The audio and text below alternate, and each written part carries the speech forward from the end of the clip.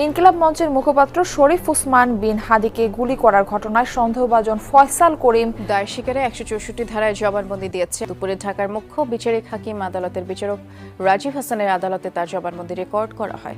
ইনকিলাব মঞ্চের মুখপাত্র শরীফ ওসমান হাদিকে গুলি করা সন্ত্রাসীকে ফাঁসির আদেশ দিয়েছেন আদালত। সকালে এই আদেশ দিয়েছেন জেলা ও দায়রা জজ মুন্সি মোহাম্মদ মশিউর রহমান। ২০২৪ সালের গণ অভ্যুত্থানে বাংলাদেশের কণ্ঠস্বর হয়ে ওঠা হাদিকে হত্যা করতে সন্ত্রাসীরা গুলি চালিয়েছে। এ খবরে সারা দেশে তীব্র নিন্দা, সড়ক অবরোধ, মশাল মিছিল, প্রতিবাদ ও বিক্ষোভে উত্তাল। ঢাকা সহ দেশের বিভিন্ন বিশ্ববিদ্যালয় ক্যাম্পাস, জেলা উপজেলা সবখানেই চলছে মশাল মিছিল, সড়ক অবরোধ, বিক্ষোভ সমাবেশ এবং হামলাকারীদের গ্রেপ্তারের দাবিতে তীব্র স্লোগান। শুরু হয়ে গেল স্বৈরাচারী হাসিনা আর ভারতের গোয়েন্দা সংস্থার রয়ের ভয়ঙ্কর গোপন মিশন। ঠিক যেন ৭১-এর সেই কালো রাতের অপারেশন সার্চ লাইটের নতুন সংস্করণ, যার প্রথম ও নির্মম শিকার হলেন জুলাই বিপ্লবের অন্যতম লড়াকু সৈনিক শরীফ ওসমান হাদি। বাংলাদেশে স্বাধীনতা, সার্বভৌমত্বের, আজাদির মুখপাত্র হচ্ছে হাদি, গণ অভ্যুত্থানের ভয়েস হচ্ছে হাদি। অতএব কোনোভাবে এই রাষ্ট্রকে দুর্বৃত্তপনার কাছে আমরা সারেন্ডার করতে দেব না। বাংলাদেশের এই আজাদির কম্প্রোমাইজ আমরা করতে দেব না। শরীফ ওসমান হাদি, যিনি ২৪-এর গণ অভ্যুত্থানের নায়ক, যিনি বাংলাদেশের পক্ষে, বাংলাদেশের মানুষের পক্ষে, বাংলাদেশের মানুষের অধিকারের পক্ষে সর্বদা সোচ্চার ছিলেন এবং তিনি সর্বদা অন্যায়ের বিরুদ্ধে প্রতিবাদ করেছেন এবং রুখে দাঁড়িয়েছেন।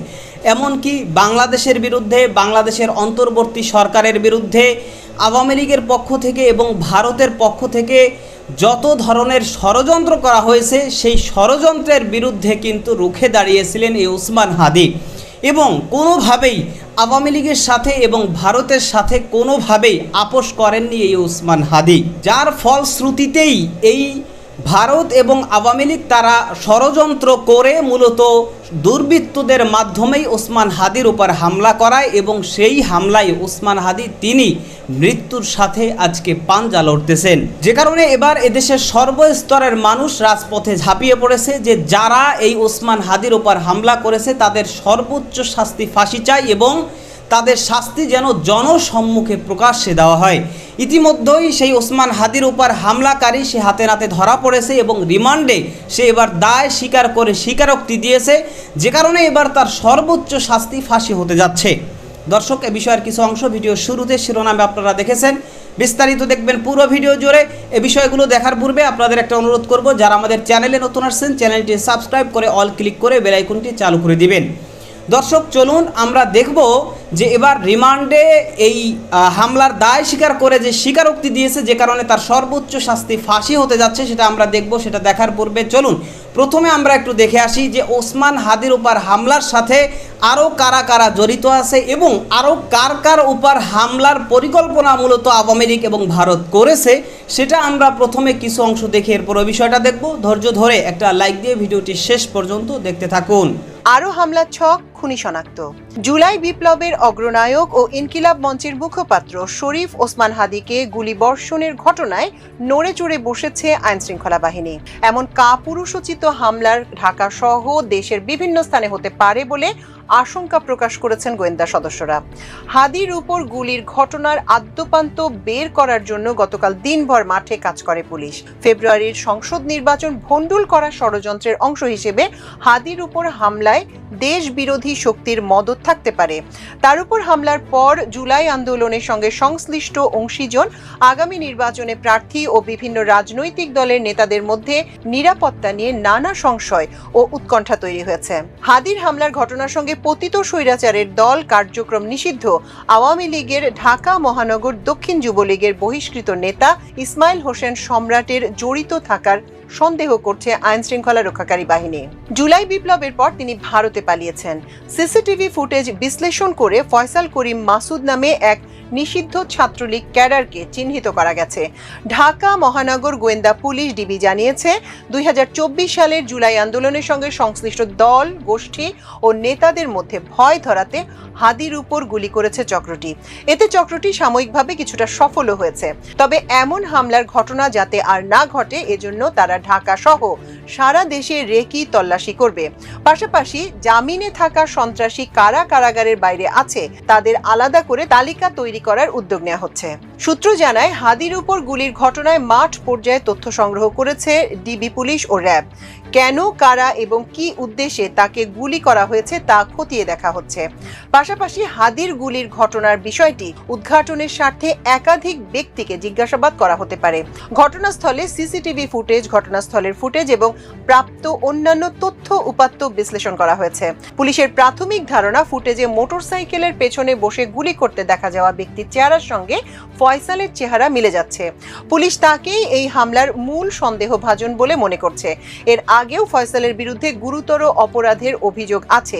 গত বছরের নভেম্বরে রাজধানীর মোহাম্মদপুরের আদাবর এলাকায় একটি অফিসে ঢুকে অস্ত্রের মুখে 17 লাখ টাকা লুট ও ডাকাতির ঘটনায় তিনি র্যাবের হাতে গ্রেপ্তার হয়েছিলেন।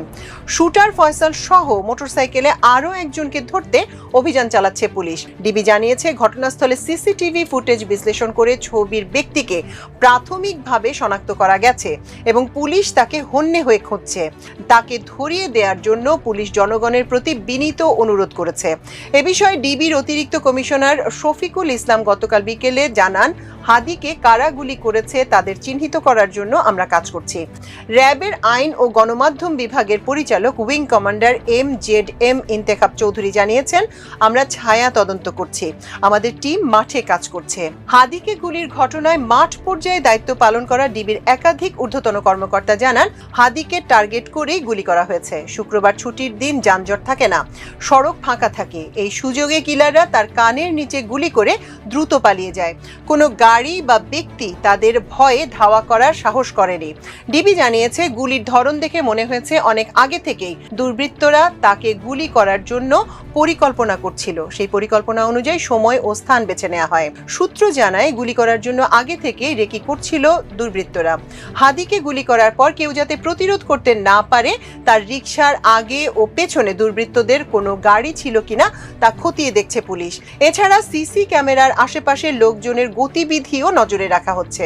হাদির উপর গুলির ঘটনায় পুলিশের সন্দেহের তীর একাধিক ব্যক্তির দিকে। তার মধ্যে অন্যতম হচ্ছে পালিয়ে থাকা যুবলীগের সাবেক সন্ত্রাসী সম্রাট।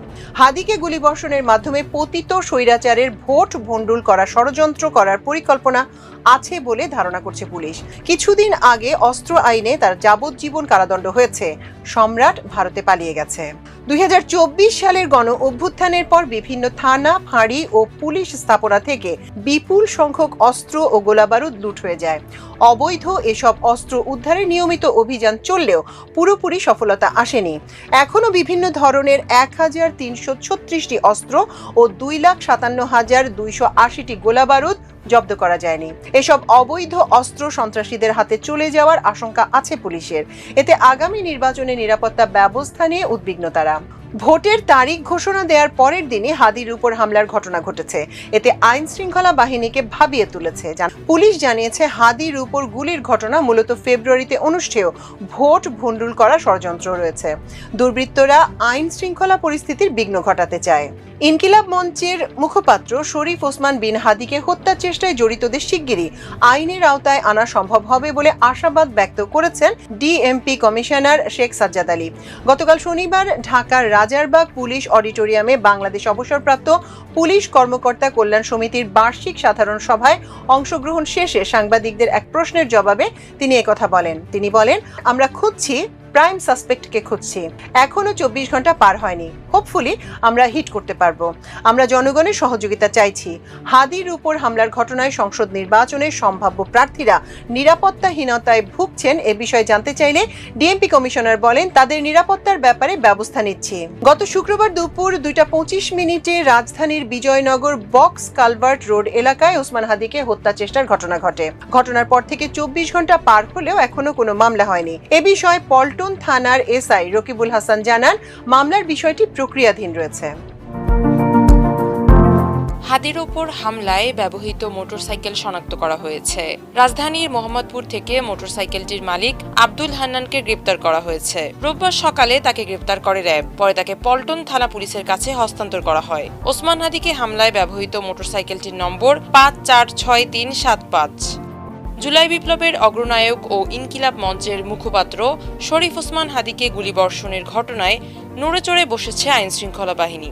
এমন কাপুরুষোচিত হামলা ঢাকাসহ দেশের বিভিন্ন স্থানে হতে পারে বলে আশঙ্কা প্রকাশ করেছেন গোয়েন্দা সদস্যরা। হাদির উপর গুলির ঘটনায় আদ্যোপান্ত বের করার জন্য গতকাল শনিবার দিনভর মাঠে কাজ করে পুলিশ। ফেব্রুয়ারির সংসদ নির্বাচন ভণ্ডুল করার ষড়যন্ত্রের অংশ হিসেবে হাদির উপর হামলায় দেশবিরোধী শক্তির মদদ থাকতে পারে। তার উপর হামলার পর জুলাই আন্দোলনের সঙ্গে সংশ্লিষ্ট অংশীজন, আগামী নির্বাচনের প্রার্থী ও বিভিন্ন রাজনৈতিক দলের নেতাদের মধ্যে নিরাপত্তা নিয়ে নানা সংশয় ও উৎকণ্ঠা তৈরি হয়েছে। হাদির হামলার সঙ্গে পতিত স্বৈরাচারের দল কার্যক্রম নিষিদ্ধ আওয়ামী লীগের ঢাকা মহানগর দক্ষিণ যুবলীগের বহিষ্কৃত নেতা ইসমাইল হোসেন সম্রাটের জড়িত থাকার সন্দেহ করছে আইনশৃঙ্খলা রক্ষাকারী বাহিনী। জুলাই বিপ্লবের পর তিনি ভারতে পালিয়েছেন। সিসিটিভি ফুটেজ বিশ্লেষণ করে ফয়সাল করিম মাসুদ নামে এক নিষিদ্ধ ছাত্রলীগ ক্যাডারকে চিহ্নিত করা গেছে, কিন্তু গতকাল রাত পর্যন্ত গুলিবর্ষণে অংশ নেয়া কাউকে গ্রেপ্তার করতে পারেনি পুলিশ। খুনি দুজন যাতে দেশ ছেড়ে পালাতে না পারে এজন্য দেশের সব বিমানবন্দরের ইমিগ্রেশনে বার্তা পাঠিয়েছে পুলিশ। পাশাপাশি সীমান্তে নজরদারি আরও কঠোর করেছে নিরাপত্তা বাহিনী। ঢাকা মহানগর গোয়েন্দা পুলিশ ডিবি জানিয়েছে, 2024 সালের জুলাই আন্দোলনের সঙ্গে সংশ্লিষ্ট দল, গোষ্ঠী ও নেতাদের মধ্যে ভয় ধরাতে হাদির উপর গুলি করেছে চক্রটি। এতে চক্রটি সাময়িকভাবে কিছুটা সফল হয়েছে। তবে এমন হামলার ঘটনা যাতে আর না ঘটে এজন্য তারা ঢাকা সহ সারা দেশে রেকি তল্লাশি করবে। পাশাপাশি জামিনে থাকা সন্ত্রাসী যারা কারাগারের বাইরে আছে তাদের আলাদা করে তালিকা করার উদ্যোগ নেওয়া হচ্ছে। গত শুক্রবার দুপুর 2:25 রাজধানীর বিজয়নগর বক্স কালভার্ট রোড এলাকায় ওসমান হাদিকে হত্যা চেষ্টার ঘটনা ঘটে।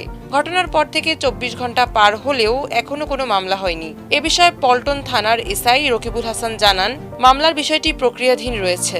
এদিকে শনিবার রাতে শরীফ ওসমান হাদির চিকিৎসায় গঠিত মেডিকেল বোর্ড থেকে এক বিবৃতিতে জানানো হয়, এভারকেয়ার হাসপাতালের ক্রিটিক্যাল কেয়ার ইউনিটে ভর্তি আছেন তিনি। মেডিকেল বোর্ড জানায়, ওসমান হাদির শারীরিক অবস্থা এখনও অত্যন্ত আশঙ্কাজনক। মস্তিষ্ক মারাত্মকভাবে ক্ষতিগ্রস্ত হয়েছে, ফুসফুসে ইনজুরি বিদ্যমান, তবে তার কিডনির কার্যক্ষমতা বর্তমানে ফিরে এসেছে। 24-এর গণঅভ্যুত্থানের নায়ক ওসমান হাদি, তো তিনি সর্বদা এদেশের মানুষের পক্ষে কথা বলেছেন, এদেশের মানুষের অধিকারের পক্ষে কথা বলেছেন এবং তিনি সর্বদা অন্যায়ের বিরুদ্ধে প্রতিবাদ করেছেন। এবং এই যে বাংলাদেশ 24-এর গণঅভ্যুত্থানের মাধ্যমে স্বাধীন হয়েছে, এর আগে বাংলাদেশে যে ফ্যাসিস্ট সরকার ছিল এই সরকারের বিরুদ্ধেও আমরা দেখেছি যে সর্বদা এই ওসমান হাদি এবং তার ইনকিলাব মঞ্চ তারা সর্বদা আন্দোলন করেছে, সংগ্রাম করেছে এবং তারা সর্বদা অন্যায়ের বিরুদ্ধে প্রতিবাদ করেছে।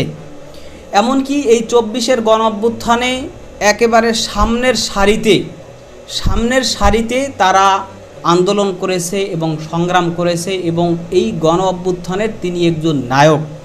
অথচ তিনি এখন যখন সামনে নির্বাচন চলে আসছে এবং তিনি ঢাকা থেকে নির্বাচনের জন্য দাঁড়িয়েছেন এবং তিনি সেই নির্বাচনের প্রচার করতে গিয়েই কিন্তু এই হামলার শিকার হয়েছেন। সুতরাং এই ওসমান হাদির উপর হামলা এটা সরাসরি আওয়ামী লীগের পক্ষ থেকে এবং ভারতের ইন্ধনেই বা ভারতের পক্ষ থেকেই মূলত নির্দেশ দিয়েই ওসমান হাদির উপর হামলা করানো হয়েছে বলেই এদেশের মানুষ এখন ধারণা করছে।